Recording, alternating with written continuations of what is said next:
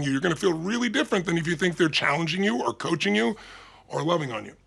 We have the power, the one power we have.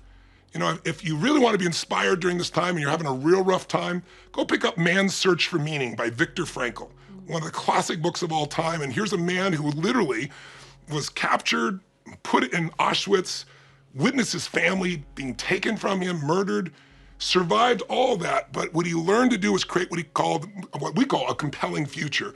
He came up with enough reasons. His belief was, you can take my clothes, you can take my food, but you can never take away my ability to have the freedom to think and feel what I want. If you can do that in the middle of Auschwitz, you and I can do it wherever we are in the world during this difficult time. You know, there's a whole generation, we call them the Great Generation. Why? Because they faced the biggest challenges people could imagine. Life as they knew it looked like it could be extinguished by Hitler. And yet that generation rose to the occasion, and we have that opportunity now. It's like we don't usually grow unless we have to. Some people grow because that's their way of being. But if we want to go to the next level, we got to take this challenge on. You know, the other day I was talking to my father, and my dad's a man of few words, and normally, Yes. and this is actually our first holiday season that we won't be together as a family just due to the border closures. My parents live up in Canada. And so at the beginning, there was just a moment of frustration, and we were both venting a bit. And I was like, Pops, I miss you. And he's like, I miss you too. And I said, Dad, I said, like, what's been a gift for you and Mom during COVID and during this time? And he's like, you know, he thought about it, and he's like, you know, we've slowed down.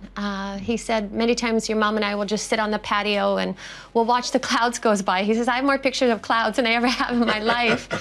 And I said, you know, Dad, I said, I can relate. I said, you know, many times I said, if we're having breakfast outside, we'll just linger that much longer, you know, or if we're saying grace, we'll hold each other's hands and feel the breeze on our face, or watch the birds, like just simple things, our pup like playing in the water or whatever. And there was just this sweet moment of exchange. And here my mind at the beginning of the conversation was looking at, you know, what couldn't be or how I couldn't be with my father. And all of a sudden, my dad was sharing just the beauty of his state of being and the connection that my mom and daddy have had, you know, over these last number of months. He's like, you know, my whole life I've been pushing and I've been going and, you know, feeling so responsible. And he says, this is force the hand. And he's like, your mom and I, you know, sometimes we'll just sit and you know, watch the dogs outside and hold hands. And as he was telling me this, I was looking outside the window, and there was clouds going by. And I just felt so incredibly dearly close to my father in that moment. And it just so demonstrated and proved that there's no distance, there's no nothing that can separate us. You know, we're truly connected in oneness. And I experienced that state with my father the other day. This was just like 2 days ago. And I hung up and I was like, gosh, you know, if it wasn't for COVID, I wouldn't have shared such an intimate moment with my father and experienced a different state in my dad, you know, just at this stage of his life. And him recognize that. I felt that beauty inside of me. And I hung up the phone and I went and shared it with my family. And, you know, it just became just all day, you know, just that night, just like looking at all the blessings and all the gifts, and actually the gift of slowing down. Even though there was both perspectives, we slowed down, and then contextually when we started to create, we had to speed back up again. But just that spaciousness of being home, you know, home has such a different definition now. It's our home, it's our sanctuary, it's our place of work, it's our place of prayer, it's our place of play. Family. You know, it's just become this, I don't know, it's a different life for us all. And, you know, for myself, when I stopped resisting what I thought should be different, I really started to be blessed with just experiencing that grace. And that moment in exchange with my daddy the other day was as dear as any moment I've ever shared with him. And we're not going to be together this Christmas, but that moment felt like Christmas to me, so. It's beautiful. Yeah.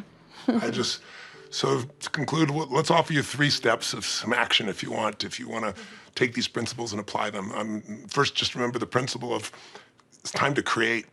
It's not just time to manage what you got. And if you create, then you will let go of the pain and you will step into another dimension of who you are, you know. What we get never makes us happy anyway. Who we become makes us very, very happy or very sad. And this is an opportunity to become more. We're being called. And so I think the 3 approaches, you know, some of you notice I wear this little baseball cap a lot of the time, which is convenient to do instead of to fix your hair, quite frankly.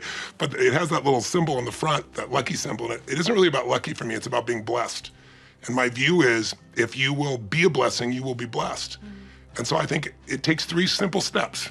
We like you to consider, and maybe after this little video ends, you'll sit down and jot a few notes. The first step, I think, to free yourself is to find the blessing. Find the blessing in all this. I'm not suggesting that it's a blessing that people have died, that's for sure, or that we've been cooped up, or that people have gotten more addicted to drugs, or, kids are worrying about whether they want to commit suicide, or none of that is beautiful. But in the midst of pain, we have to find beauty, or there's no momentum to create something new. And so find the blessing. That would be the first step, to sit down and make a list of 5 or 10 things, but really feel it, that this has been a blessing. And so, last year we did 118 cities, 16 different countries, some of them multiple times. We've been doing that for decade after decade. This year I've been home longer than every time in my entire life since I was 17. And there's this pull. Now I'm still able to reach people. Those first 6 months I felt like I wasn't doing my part. But the blessing of being able to have my body heal a little bit, us being together, our ability to create something new because there's a pause was so huge. What were you gonna say? We have just more meal times together, or going for a walk on the beach, or there's just different rhythms, reading.